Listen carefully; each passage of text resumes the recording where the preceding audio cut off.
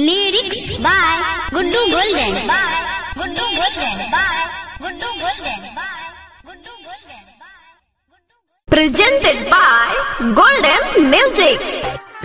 Music director DJ Prabhunand.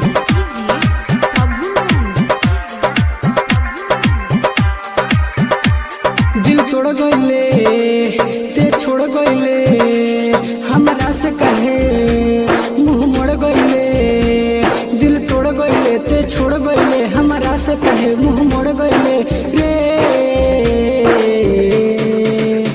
गोरिया रोवेला रोवेला अखिया गोरिया। दिल तोड़ गईले छोड़ गईले हमरा से कहे मुंह मोड़ गईले। दिल तोड़ गईले ते छोड़ गईले रे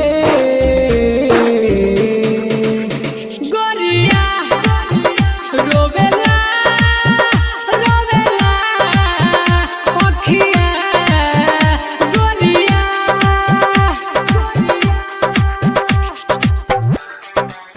Presented by Golden Music.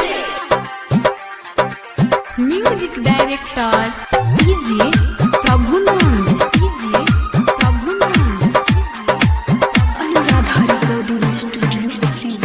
जिंदगी में हमारा यही रे पहला सुपर रही रे हमके न मालूम रहे बन जाई हर जाही रे।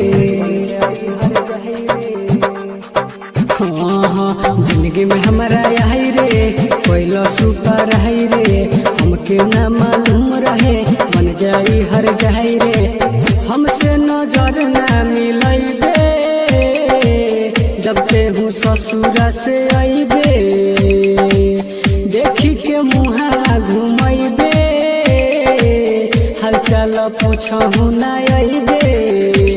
सब क्रिया कसम ते भूल गईले सब क्रिया कसम ते भूल गईले दूसरा के जाके मिल गईले हो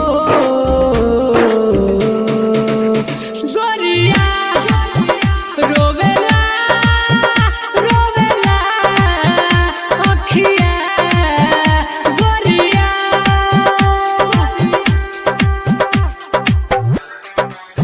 Presented by Golden Music.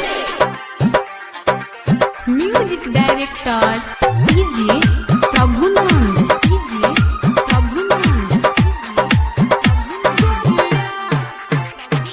हमरा जैसन न प्यार करी जिंदगी तोर बेकार करी रोबे ससुरवा जाही के जब जब हमर याद पड़ी।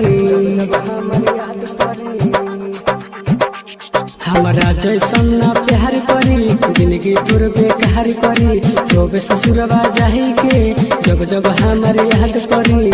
कहेला अजीत प्रेमी हो गईले तेहू तो फरेमी। राइटर कन्हैया के छोड़ले जोरे तेहू मांग जहरी न याद हे ते भूल जाइहे न याद हे ते भूल जाइहे सैया के संगे खुश रहिए रे गोरिया रोवेला रोवेला अखिया गोरिया। Presented by Golden Music.